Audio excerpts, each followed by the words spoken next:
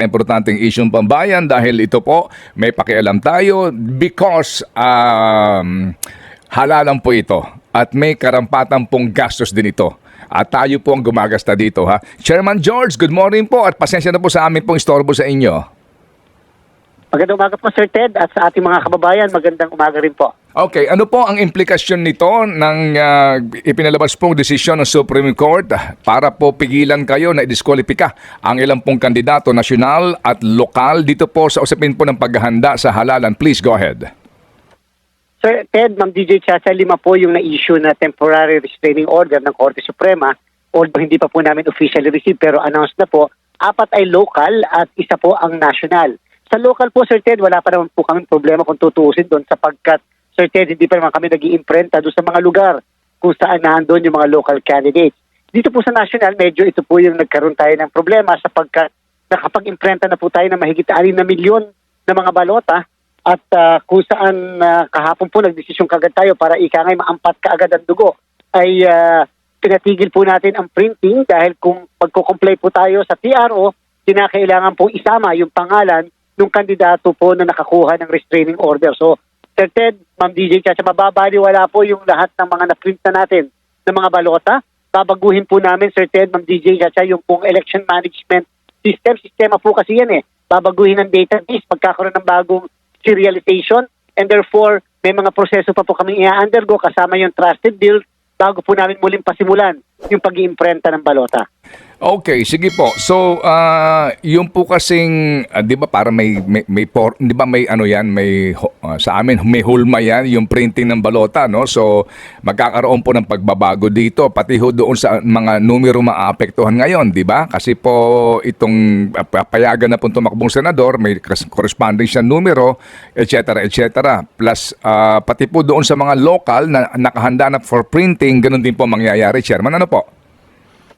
Tama po kayo, Sir Ted. Babaguhin po natin yung mga bilang, yung mga numero dyan po sa ballot phases po natin. In fact po, Sir Ted, pagka po national, lahat ng ballot phases ng buong Pilipinas, kasama rin po yung mga ballot phases sa abroad, ay kinakailangan natin baguhin upang maisama yung pangalan ng national candidate po na yan. Opo, opo. And then kasi nga po kahit po ito ay ano po lamang restraining order, hindi pa din ito final sa usapin talaga ng disqualification. So meaning maaaring tumakbo but at the end of the day baka din po magkaroon dito ng resolution eventually nga with finality kung disqualified pa talaga ang kandidato o hindi. Tama? No.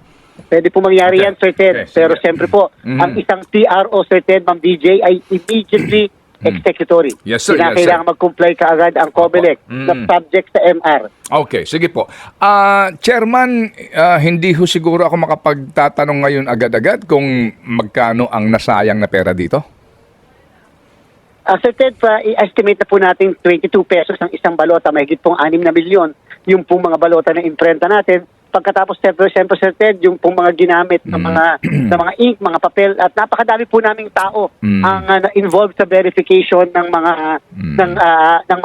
balota po. Individually po kasi bine-verify ang mga balota, tama ba yung size, tama ba yung kulay, tama ba yung mismo mga pangalan na nakalagay diyan. Ipa po yung pagpapasok ng bawat isang balota sa lahat po ng mga makina na naandun po sa NTO.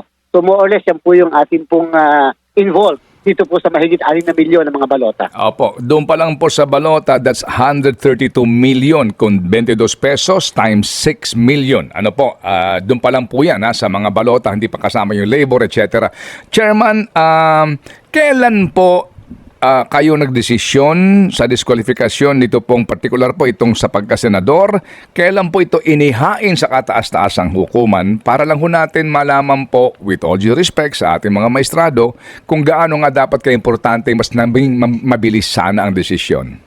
Kung napansin niyo po, Sir Ted, kahit nung ako'y nakakapanayam nyo, sabi ko po as early as before the first week of December, tapos na po kami sa mga national candidate sa pagkandidato sa senador. Ibig sabihin, yung 117 ay dineklara po namin nuisance up to the end bank level. In fact, akin po sinasabi no na ito ang kauna-unang pagkakataon sa kasaysayan ng komisyon na wala po kaming wala kaming nuisance petition na nakapending sa COMELEC national man at local. Yung pong mga local naman, Sir Ted, mga first week ng December ay atin na pong nadesisyonan kaagad lahat yan up to the end bank level.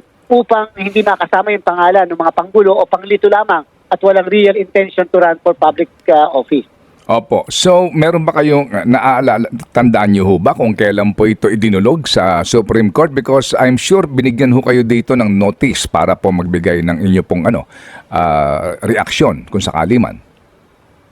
Siyempre po, Sir Ted, yung pong lahat ng mga yan ay nakapag-file ka agad, dapat mag-file ka agad pagkatapos namin ma-issue at least 5 days after the promulgation ng decision sapagkat kinakailangan nga nila makakuha ng TRO. At the same time, Sir Ted, wala pa po kaming notice, hindi pa po kami nabigyan. Ito po lang po sakasakali ang first time kapag po lumabas yung TRO na makakatanggap po kami ng order na magkomento o ano man po yung iuutos sa atin ng Korte Suprema. Okay, sige po. So, kailan po kayo naglabas po ng inyo pong resolution and bank sa disqualifikasyon po nitong kandidato sa pagkasenador? Mga ano pa po yun, November, third week po ng November, Sir Ted, na ilabas na po natin yan. Okay. Sapagkat pagkatapos po namin ng lahat ng national candidates, sumunod naman po yung mga local candidates. Sige po. Okay, sige. So, ito hong kay Ginoong Teodoro ng Marikina, hindi ho kasama dito sa desisyon, ano po? Wala pa po diyang desisyon, wala pong desisyon pa ang Commission and Bank doon sa kaso ng Teodoro sapagkat ito'y assign pa lamang sa ponente ng kaso. Okay, sige po. So, Chairman George, delay po sa halalan. Ito ba'y may malaking epekto? Magkakaroon ba tayo dito ng problema po sa printing of ballots at ilang pong paghahanda? Sadya po talaga may delay, Sir Ted, ang mangyayari sa atin dito sapagkat mag-a-adjust po talaga tayo. At hindi ko pa po masasabi sa inyo ngayon, with all honesty, kung kailan tayo makakapag-resume dahil nga po may mga gagawin pa kami na pagbabago sa mga election management system, sa mismong serialization, etc.